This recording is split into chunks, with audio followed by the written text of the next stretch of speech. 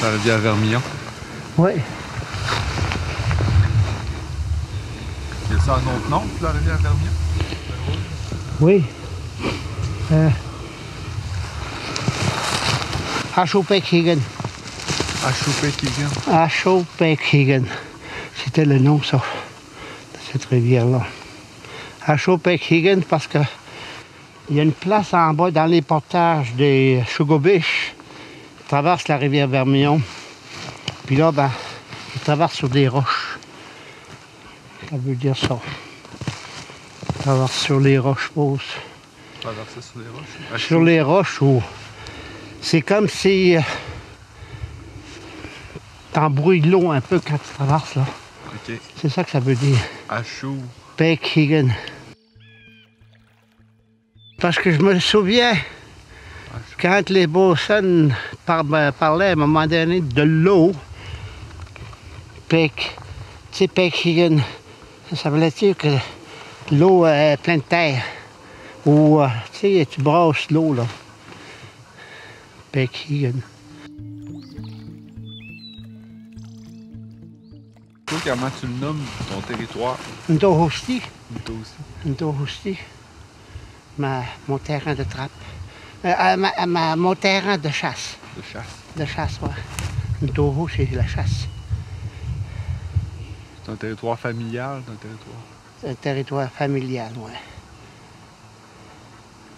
Puis, comment tu te considères avec le territoire? C'est un territoire qui t'appartient? Ah non. Mais non, là. C'est dur à dire, hein, mais... Moi, je suis juste de passage. Le territoire ne m'appartient pas.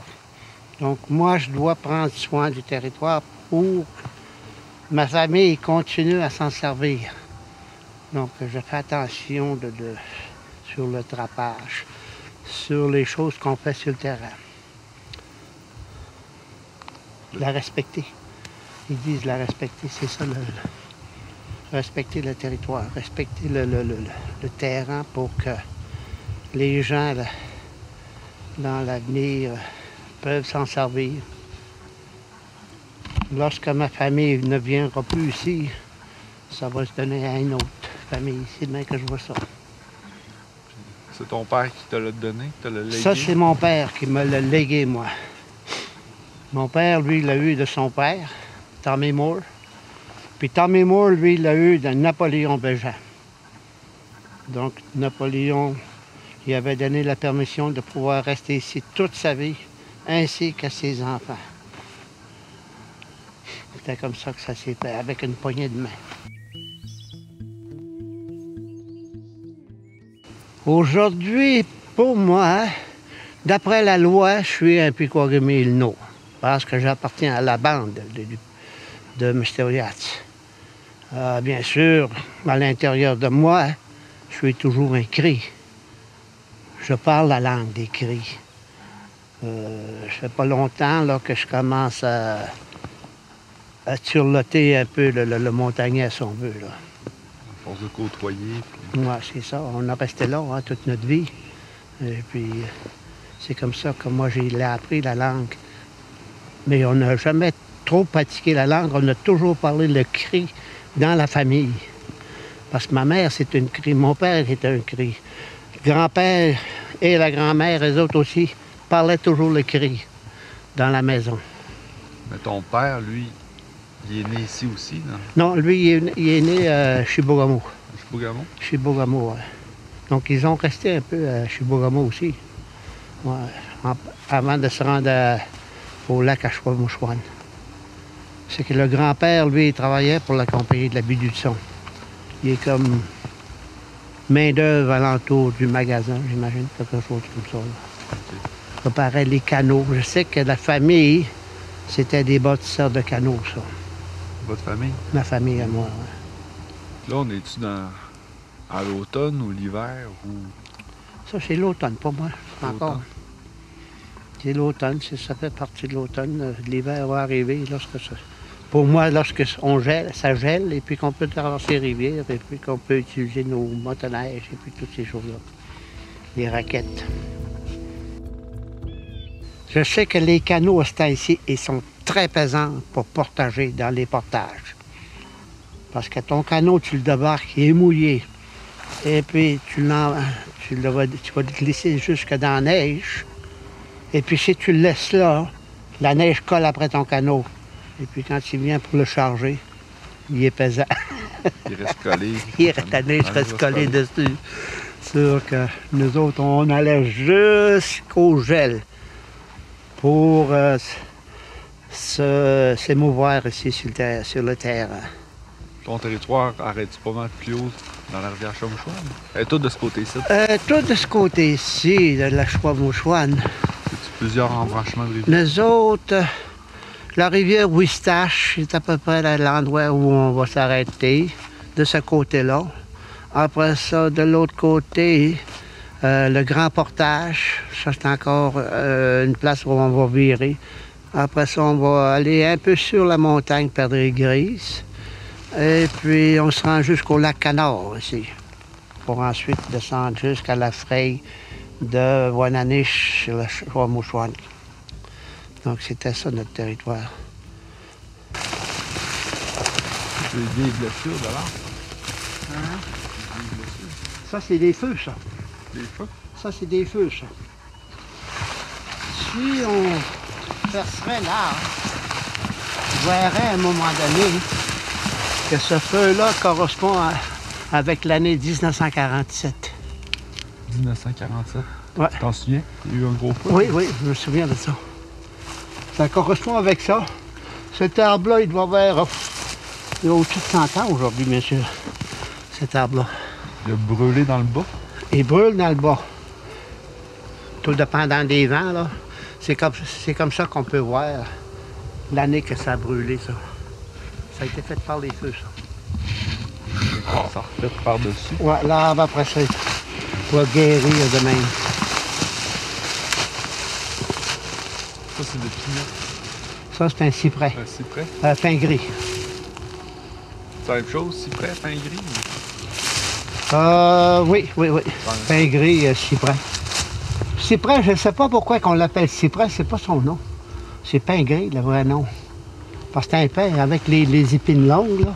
C'est ça, là. C'est des pins qui ont des épines longues. Ben, mon père me parlait au lac Sugarbish, il y en avait un gros, là. Ouais, ça a quasiment, c'est pas 1 kilomètre de long, mais presque. C'est un gros 700 mètres, tout de même plus, où les gens se tentaient. Je me souviens, moi, d'arriver là, à un moment donné, avec ma mère, moi, j'étais tout petit, là. Et puis, je voyais les feux tout le long en avant des tentes. Donc, c'était sur la fin de la journée, puis les gens faisaient de la bannique dans les feux, dans le sable. Ouais, c'était la place idéale, hein. On était dans le sable, là. Personne ne m'a jamais parlé de ça. Pourquoi? Je sais pas, puis pourtant, on aurait dû en parler, puis faire des recherches à cet endroit-là pour voir s'il y avait des choses. On trouve, nous autres, disons que moi je suis allé là avec mes enfants, et puis les enfants ont trouvé des petites pointes de flèches dans les pointes de sable, où il y a, à un moment donné, tu as 2 pointes de sable qui se rencontrent presque ensemble. Après ça, quand tu rentres dans la baie, il y a encore un autre point de sable, puis c'est là que je parle, moi. Ouais, la 2e pointe de sable. En allant vers la baie, la dernière baie de sable, on va dire, vers la décharge du lac Mistassini, à Sugarbish. Ça doit être les mêmes familles. Oui, c'était les mêmes familles, les Bégins, puis les Bégins, et puis les Chalice, Selmagan. Les Jourdains devaient monter par là aussi. Mais eux autres, ils montaient par la Sugarbish au lieu de monter tout le long par la Chaume-Chouane. Oui, c'est plus facile de monter dans Sugarbish que de monter la Grande Rivière, parce qu'il y a beaucoup de rapides, là, encore. Gros courant, en plus. Fait qu'il aimait mieux faire des portages. Oui, c'est plus facile.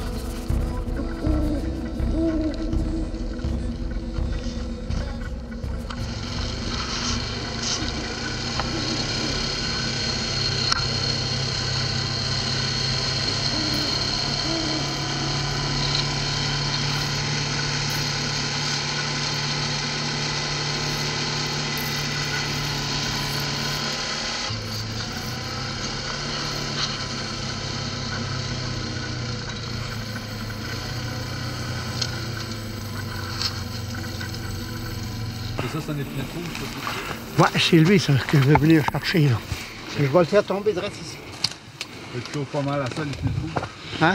Tu chauffes pas mal. Ah oui, j'aime ça. C'est le meilleur bois. Bois sec. Là, Bois sec. Là, il est mort. Oups, ouais, ouais.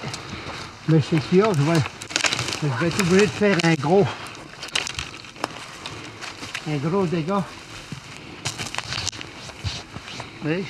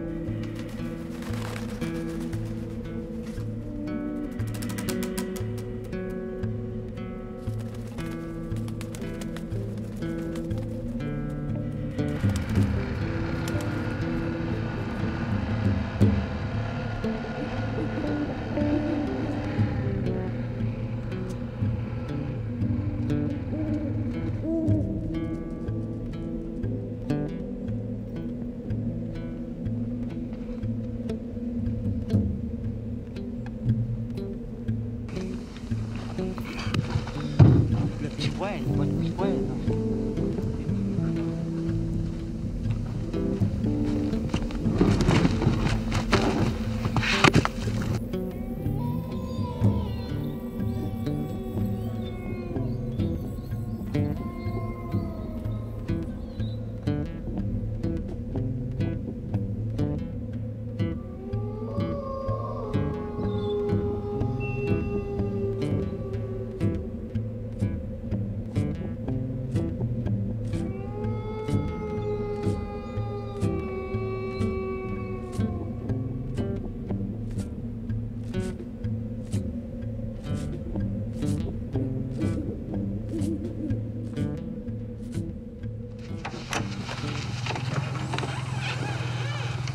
J'ai de l'eau à vendre.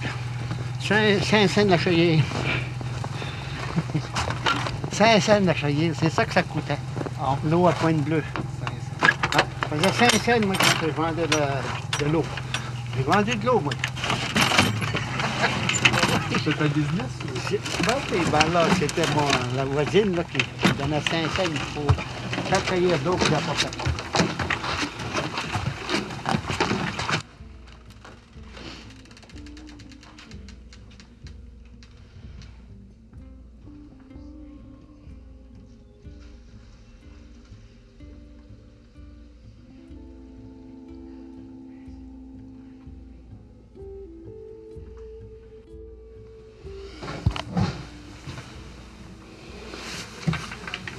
Là, des bons signes. Quand tu vois des bébites, là, ton lac est en santé. Il est en santé. Ben oui. Tu sais, des bébites comme ça, là, ça me dit ça. Ça bougeait tantôt, il manque d'eau, là. Vous dire que ça vit? Ça vit.